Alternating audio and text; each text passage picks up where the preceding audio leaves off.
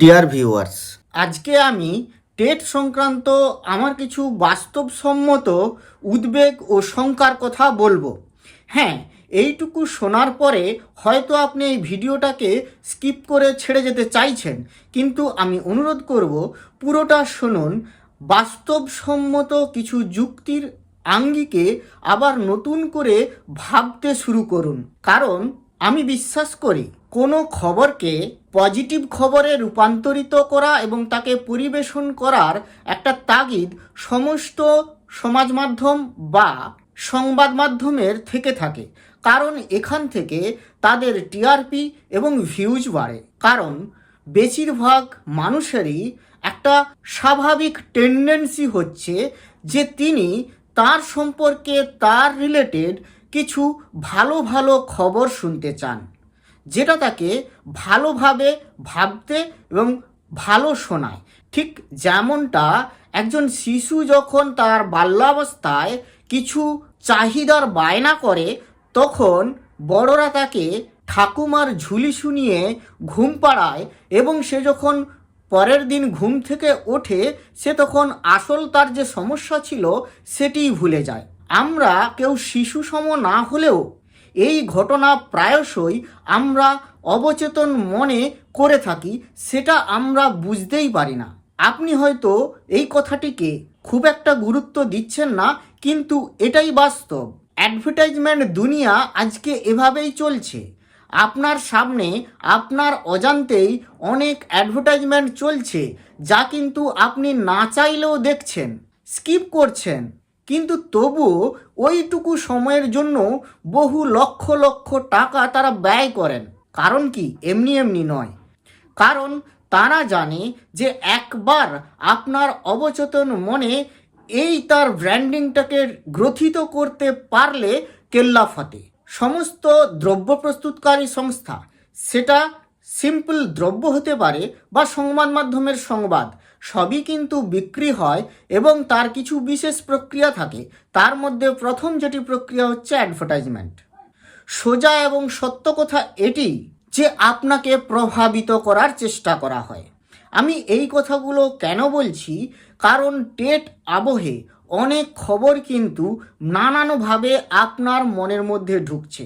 আপনি চাইছেন সমস্ত পজিটিভ খবরগুলোকে শুনতে, কিন্তু যুক্তির আঙ্গিকে যখনই আপনি ভাবতে চেষ্টা করছেন তখনই আপনার খারাপ লাগছে। তাই সেই যুক্তিগুলোকে নকারাত্মক দৃষ্টিতে আপনি দেখে ফিরে যাচ্ছেন।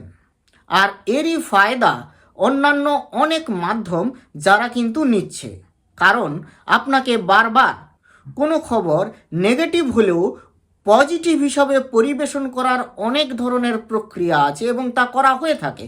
আপনিও চেষ্টা করলে একটি নেগেটিভ কোনো স্টেটমেন্ট বা বক্তব্যকে সুন্দরভাবে পজিটিভ স্টেটমেন্ট হিসাবে পৌঁছতে পারেন বা পেশ করতে পারেন, কিন্তু এটা কেবলমাত্র শুনে ঘুমিয়ে যাওয়ার ব্যাপার নয়। সমস্যাটা সমস্যাই থাকবে, তাই তাকে যুক্তির আঙ্গিকে আমাদেরকে ভাবতে হবে। কেন এ কথা বলছি? কারণ রিসেন্টলি কতগুলি মুভমেন্ট যেগুলি হচ্ছে, যেমন শিক্ষামন্ত্রীর তরফ থেকে নাকি সমস্ত শিক্ষা দপ্তরকে নির্দেশ দেওয়া হচ্ছে টেট করতে হবে না। বিভিন্ন শিক্ষক সংগঠনরা তারাও আশ্বাসবাণী দিচ্ছেন যে আপনাদের কাউকে টেট করতে হবে না। অবভিয়াসলি আপনাকেও আমি আশ্বাসবাণী এটাই দিতে পারি যে হ্যাঁ, অবভিয়াসলি টেট করতে হবে না, কিন্তু তার কিছু প্রাথমিক শর্ত আছে। আমি একটু উদাহরণ দিয়ে বলি, তারপর আস্তে আস্তে আসছি আমার এই মন্তব্যের ব্যাখ্যায়। শিক্ষক সমাজ 25 লক্ষই হোক বা 51 লক্ষই হোক, অনেকেই দাবি করছেন আমরা 51 লক্ষ শিক্ষক আছি, আমাদের একতা আছে, তাই আমাদের এই দাবিকে কেউ নস্যাৎ করতে পারে না। 1 নম্বর, অনেকেই এটা দাবি করছেন। আপনি যদি এইটুকু শুনে ঘুমিয়ে যান তাহলে কিন্তু ভুল করছেন। কেন? একবার ভেবে দেখুন তো, যখন ট্রেন ধর্মঘট হয়, একটি ট্রেনে কতজন লোক থাকে? বিশেষত দেখেছি আদিবাসীদের যখন ধর্মঘট হয়, এক একদিন হয়েছে, ওয়েস্ট বেঙ্গলেই হয়েছে, ট্রেন তারা আটকে দিয়েছে। ট্রেনে কতজন থাকে? বহু লোক থাকে, কিন্তু এত জনের কাছেও 2 জন হিরো হয়ে যান, তারাই কিন্তু কেবলমাত্র ওই এত বড় ট্রেনের এত মানুষকে তাদের চাহিদাকে দমিয়ে দিতে পারেন। কারণ কি? তাদের একতা।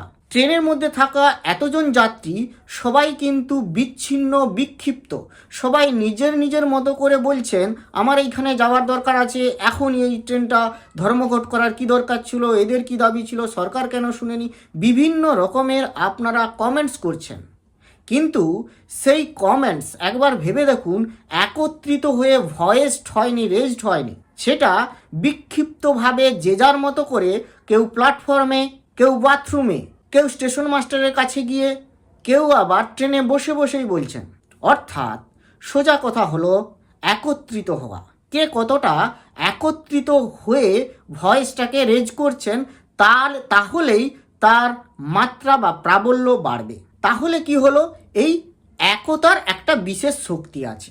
কিন্তু এবারে আসুন, এই একতা যাতে না হয়, একতা যাতে না করতে পারে, তারও বিপরীত পক্ষ, অর্থাৎ এখানে আমি বলবো প্রত্যেকটি দেশে, সেটা গণতান্ত্রিক দেশ হোক, রাজতান্ত্রিক হোক, যাই হোক না কেন, বা প্রজাতান্ত্রিক যাই হোক না কেন, প্রত্যেকটি দেশের সরকারতন্ত্রকে চালানোর জন্য বিশেষ কিছু প্রক্রিয়া থাকে, রাখতেই হয়। কারণ প্রত্যেকটি দেশের প্রত্যেক জনগণের নিজস্ব কিছু চাহিদা থাকে, সব চাহিদাকে সরকার পূরণ করতে পারে না। তাদের মধ্যে তাদের মতো করে কিছু চাহিদাকে তারা পূরণ করার চেষ্টা করে। আবার এমন কিছু চাহিদা যা জনগণের থেকে থাকে, সেগুলোকে যদি তারা ভাবে যে আমরা পূরণ করতে পারবো না, তাহলে তাকে কিভাবে ট্যাকল করা যাবে তারও বিশেষ বিশেষ পন্থা থাকে। যে কোনো স্বৈরতান্ত্রিক দেশে এই পন্থাটি হচ্ছে প্রশাসনিক ক্ষমতাকে সরাসরি প্রয়োগ করে, আর গণতান্ত্রিক দেশে সেটা সবসময় সম্ভব হয় না, তাই প্রাথমিকভাবে মিডিয়াকে বিশেষভাবে ব্যবহার করে। এই মিডিয়াকে বিশেষভাবে ব্যবহার করারও আবার বিশেষ বিশেষ কৌশল থাকে।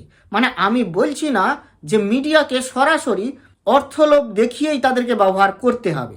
কিছুটা এখানে গণতান্ত্রিক দেশের বেশিরভাগ সরকারই এই ঘুম পাড়ানো মাসি পিসির মতো ব্যবহার করতে হয়, তাদেরকে এই টেকনিক বা ট্যাকটিক্স নিতে হয়। আর এটা স্বাভাবিক নিয়ম যে সময়ের সাথে সাথে মানুষ অনেক কিছু ভুলে যায় বা তার প্রাবল্যতা বা মাত্রা তার কাছে কম মনে হয়। যেমন আপনারা ভেবে দেখতে পারেন, যখন ঠিক প্রথম টেটের এই মামলার রায়টা এসেছিল, জাজমেন্টটা 1 সেপ্টেম্বরের, তখন যে উন্মাদ ও উদ্দীপনা ছিল তার থেকে কিছুটা হলেও এখন ভাটা পড়েছে। এবার সেই ভাটায় যদি আরেকটু মলম লাগিয়ে দেওয়া যায় তাহলেই কেল্লা ফতে। আমি সবাইকে অনুরোধ করব, এই জায়গা থেকে বেরিয়ে এসে আপনার বাস্তবিক যুক্তির দৃষ্টিভঙ্গি দিয়ে সব কিছুকে বিচার করুন। আর সর্বশেষে আপনার যদি করার কিছুই না থাকে, তবে একটা দিকে একত্রিত হওয়ার চেষ্টা করুন। এখন এর আগের ভিডিওতে আমাকে অনেকেই কমেন্টস করছেন যে নোটিফিকেশনের ডেট না হচ্ছে অ্যাপয়েন্টমেন্টের ডেট, কোনটা থেকে ভ্যালিড, মানে টেট করতে হবে না, কাদের টেট করতে হবে না।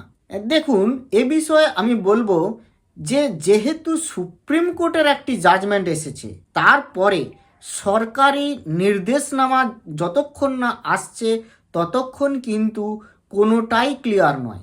কেন? আগের যা নিয়ম ছিল সমস্ত নিয়মকেই তো ডিমোলিশ করে দিয়েছে একটাই জাজমেন্ট, সেটি হচ্ছে 1 সেপ্টেম্বরের সুপ্রিম কোর্টের জাজমেন্ট। এরপরে আর কোনো কথা থাকতে পারে না। এরপরে তাহলে যেটা থাকবে সেটি হচ্ছে সরকারি নির্দেশনামা। বাদ বাকি যা কিছু খবর আসছে, সেই শিক্ষামন্ত্রী কাউকে চিঠি দিয়ে জানান বা না জানান, সেটা কিভাবে তারা ট্যাকেল করবেন সেটা কিন্তু একেবারেই সরকারি কিছু পদক্ষেপের উপর নির্ভর করবে। সেই নির্দেশনামা অনুযায়ী কি হবে না হবে সেটা কিন্তু ভবিষ্যতের উপর নির্ভর করবে। তবে এখানে কিন্তু সকলেরই একত্রিত থাকার একটা ব্যাপার রয়েছে। অর্থাৎ কেউ যদি ভাবেন যে এই ডেট থেকে আমি রেহাই পাচ্ছি আর ওই ডেট থেকে ওরা পুড়ে মরুক, তাহলে কিন্তু সমস্যাটা সমস্যাতেই থাকবে। আপনি কি চাইছেন সেটার উপর ডিপেন্ড করবে।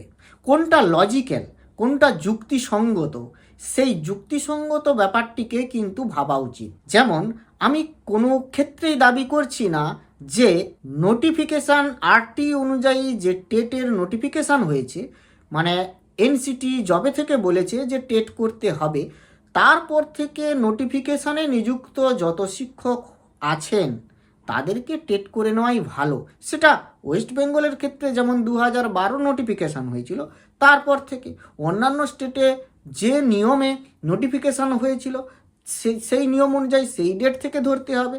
অবশ্যই তাদের টেট করে নেওয়াই উচিত, কারণ এটাই নিয়ম। এবং সেই অনুযায়ী সমস্ত স্টেট কিন্তু সেই নিয়ম অনুযায়ী ছাড় পেয়েছিল এবং তার বিস্তর প্রমাণও আছে। এনসিটি দাবিও করেছে, এর এলাহাবাদ কোর্টে এর আগেও বলেছি।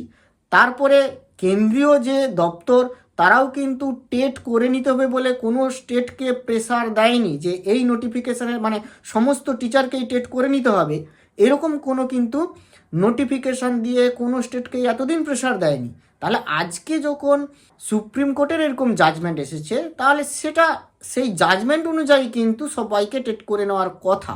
কিন্তু সেই জাজমেন্টটি কতটা যুক্তিযুক্ত সেটাই বিচার্য বিষয়। যা এতদিন তো ঠিকই ছিল, কিন্তু জাজমেন্টে বলা হয়েছে রেট্রোস্পেক্টিভ এফেক্ট দিয়ে সবাইকে টেট করে নিতে হবে, কিন্তু এটা কতটা যুক্তিযুক্ত সেই জায়গা, সেই লজিক্যাল পার্সপেক্টিভ থেকে কিন্তু সকলের বিচার করা উচিত। এবং আপনাকে টেট করতে হোক বা না হোক এক লাইনেই দাঁড়ানো উচিত। তাহলে যেটা দিয়ে শুরু করেছিলাম, যে শঙ্কা এবং উদ্বেগের ব্যাপারটি উঠে এসছে, সেটি আমি দেখতে পাচ্ছি মাঝে মাঝেই কিছু খবর উঠে আসে, সেটি ভুয়ো হোক বা সত্য হোক, যাই হোক না কেন, তাতে অনেকেই কিন্তু আন্দোলিত হয়ে তারা ভাবতে শুরু করেন যে এবার বোধহয় কিছু একটা সুরাহা হয়ে যাবে। কিন্তু একবার একটু ভাবুন এই পজিটিভ খবরগুলি কতটি আইনিভাবে যুক্তিযুক্তপূর্ণ। কারণ এটুকু জানবেন, ভারতের মতো গণতান্ত্রিক দেশে সুপ্রিম কোর্টের জাজমেন্টকে কেউ কিন্তু অমান্য করতে পারে না, অমান্য করতে পারবেও না। তাহলে তো সুপ্রিম কোর্টের বিরুদ্ধে এরকম অনেক আইন পার্লামেন্ট, রাষ্ট্রপতি জারি করতে পারতেন। হ্যাঁ, রাষ্ট্রপতির একটি বিশেষ ক্ষমতা আছে, তিনি অর্ডিন্যান্স আনতে পারেন, কিন্তু তারও একটি বিশেষ ভ্যালিডিটি আছে, টাইম পিরিয়ড আছে। তারপরে কিন্তু এটিকে আইনে পরিণত করতেই হবে।